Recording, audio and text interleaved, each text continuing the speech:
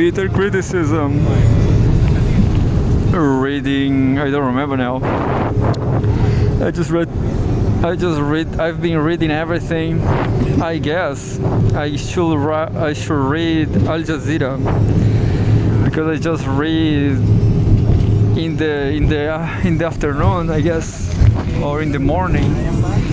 I just read something from Venezuela, but right now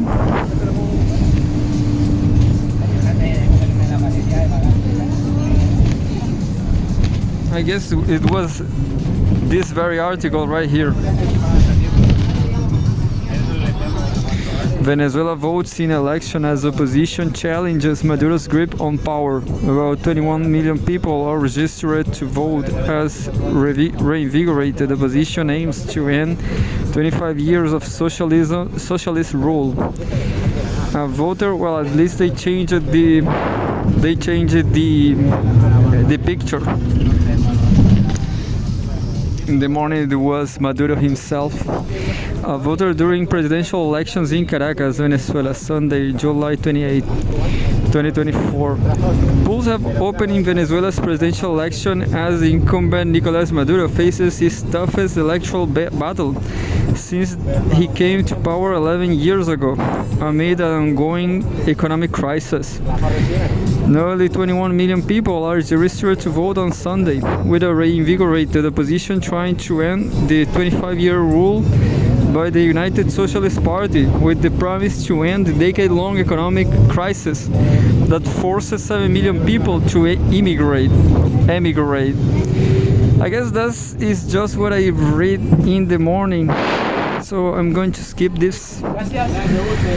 It's boring because tomorrow nobody will care about the details. The only thing matters is the result. People say Maduro just won by 55%. That's what Brazil 24/7 said. That's it.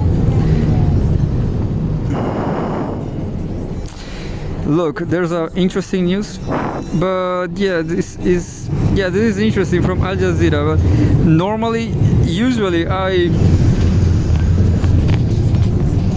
usually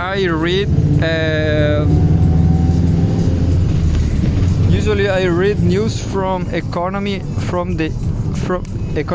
from Asia, but this time I have a news from geopolitics.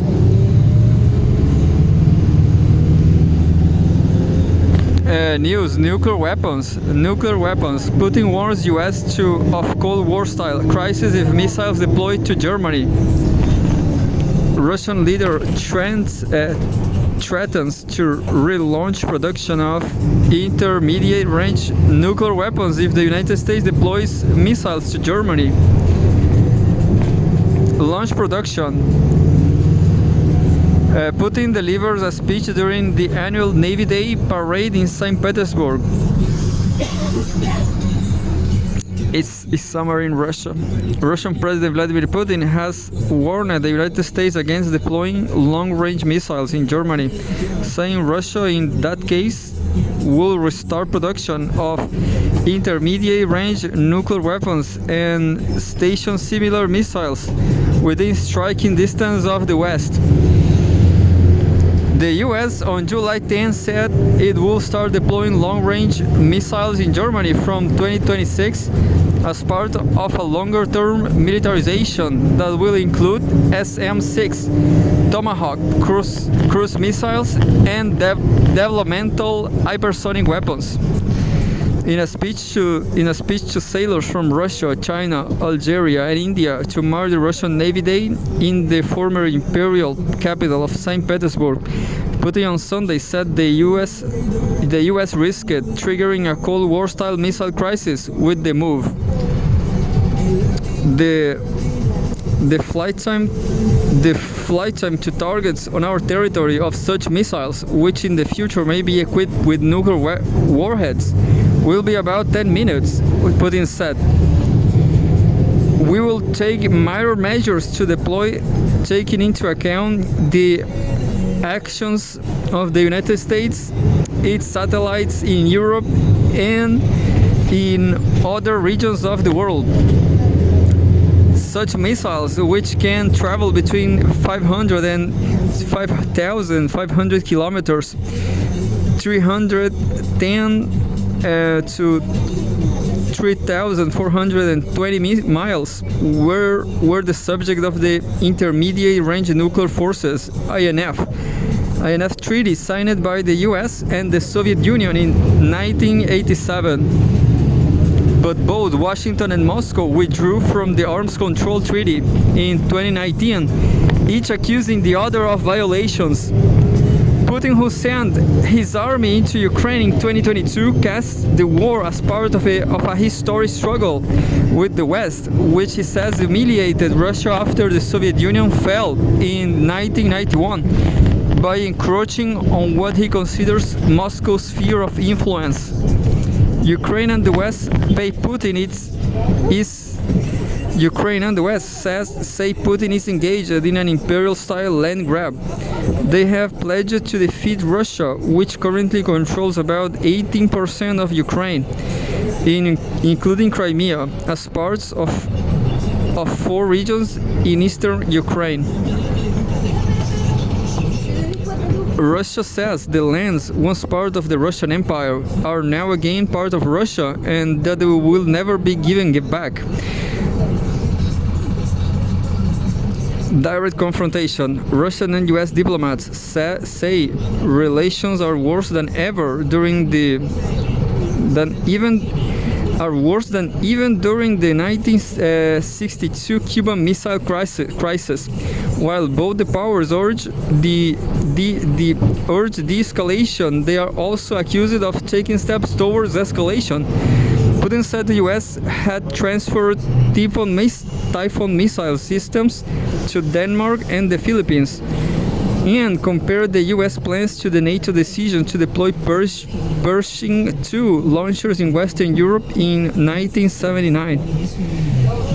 The Soviet leadership, including General Secretary Yuri Andropov, feared Pershing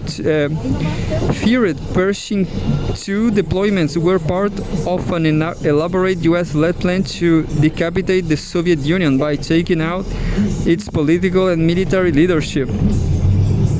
The situation, quote, "The situation is reminiscent of the events of the Cold War related to the deployment of American medium-range Pershing missiles in Europe," Putin said.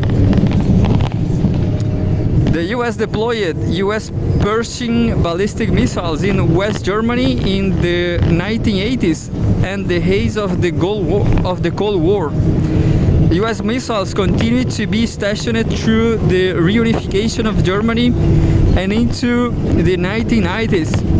But following the end of the Cold War, the US significantly reduced the number of missiles stationed in Europe, and the threat from Moscow receded.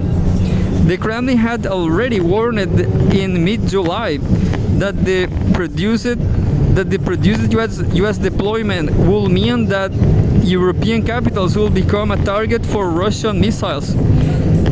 We are taking steady steps towards the Cold War.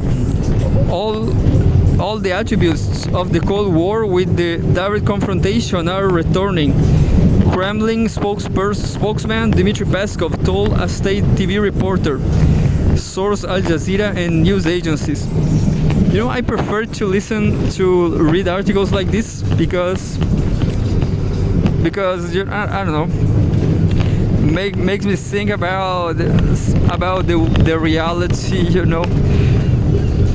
Because I guess it's pretty serious, the situation. I know a lot of people right here in Chile, even in Brazil, that doesn't care about the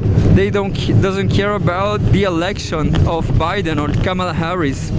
They just don't care. They think Trump is worse because of, I don't know, because of Latin defects, in my opinion. Latin people, they are too passionate and stupid.